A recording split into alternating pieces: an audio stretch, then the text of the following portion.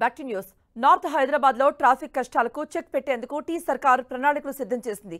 ఇందులో భాగంగా శనివారం ఈ రోజు డబుల్ డెక్కర్ కారిడార్ పనులకు సీఎం రేవంత్ శంకుస్థాపన చేయనున్నారు. డబుల్ డెక్కర్ కారిడార్ తో జంట నగరాలతో పాటు ఉత్తర తెలంగాణలో 5 జిల్లాల ప్రజలకు ట్రాఫిక్ కష్టాలు తప్పనున్నాయి. 1580 కోట్ల వ్యయంతో చేపట్టబోతున్న ఈ ఎలివేటెడ్ కారిడార్ పై సెకండ్ ఫేజ్ లో మెట్రో మార్గాన్ని నిర్మించనున్నారు.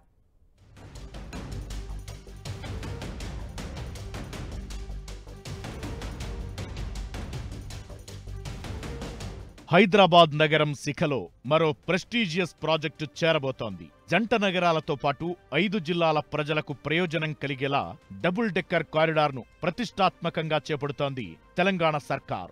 ఈ ప్రాజెక్టుకు కండ్లకోయ జంక్షన్కు సమీపంలో సీఎం రేవంత్ రెడ్డి శనివారం శంకుస్థాపన చేయనున్నారు. ఈ ప్రాజెక్టు పూర్తయితే జాతీయ రహదారి 44పై దశాబ్దాలుగా ఉన్న వాహన కష్టాలు తీరనున్నాయి.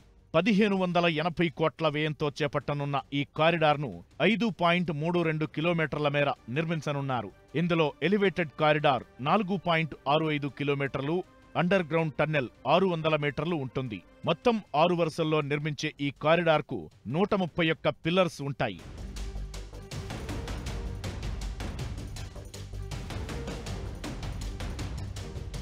సికింద్రాబాద్లోని ప్యారడైజ్ జంక్షన్ నుంచి ప్రారంభమై తాడ్బండ్ జంక్షన్, బోయిన్పల్లి జంక్షన్ మీదుగా డైరీ ఫామ్ రోడ్డు వద్ద ముగుస్తుంది.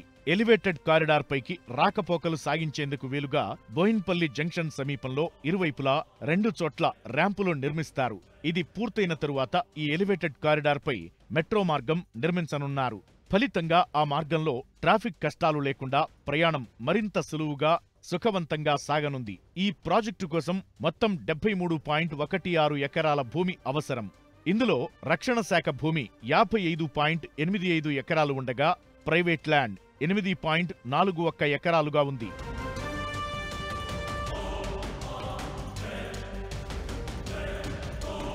జాతీయ రహదారిపై విపరీతమైన రద్దీతో ప్రజలంతా తీవ్ర ఇబ్బందులు పడుతున్నారు.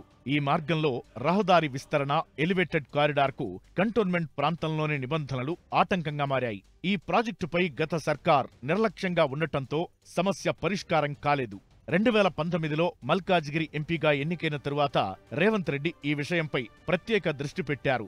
దీనికి తోడు పార్లమెంట్లో రక్షణ శాఖ స్టాండింగ్ కమిటీ సభ్యునిగా రేవంత్ ఉండటం కలిసి వచ్చింది. ఆ కమిటీ సమావేశాల్లో ఈ సమస్యపై రేవంత్ పలుమార్లు చర్చను కొనసాగించారు.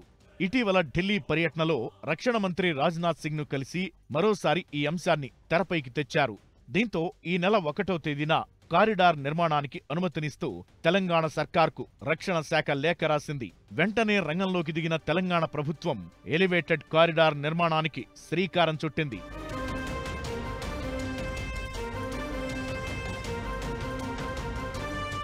ఎలివేటెడ్ కారిడార్ నిర్మిస్తున్న ఈ ప్రాంతంలో రోజుకు సగటున 157,105 వాహనాలు తిరుగుతుంటే ఓఆర్ఆర్ జంక్షన్ సమీపంలో 72,687 వాహనాలు ప్రయాణిస్తున్నాయి. ఇరుకైన రహదారి కావడం, వాహనాల సంఖ్య పెరగడంతో ఆ ప్రాంతంలోని ప్రజలు నిత్యం ట్రాఫిక్తో నానా అవస్థలు పడుతున్నారు. తరచూ రోడ్డు ప్రమాదాలు జరుగుతుండటంతో పలువురు ప్రాణాలు కోల్పోతుండగా మరికొంతమంది క్షతగాత్రులవుతున్నారు. వాహన రద్దీతో గంటల కొద్దీ ట్రాఫిక్ నిలిచిపోతుండటంతో ఇంధన వ్యయం కూడా పెరిగిపోతోంది. కొత్త కారిడార్తో ప్రజలకు ఎన్నో ప్రయోజనాలున్నాయి. ఇంధన వ్యయంతో పాటు ప్రమాదాల సంఖ్య తగ్గిపోవడం, ట్రాఫిక్ ఇబ్బందుల నుంచి ప్రజలకు ఊరట లభించే అవకాశముంది. ఈ ప్రాజెక్టు పూర్తయితే నగరం నుంచి ట్రాఫిక్ ఆటంకాలు లేకుండా ఓఆర్ఆర్కు సులువుగా చేరుకునే అవకాశముంది.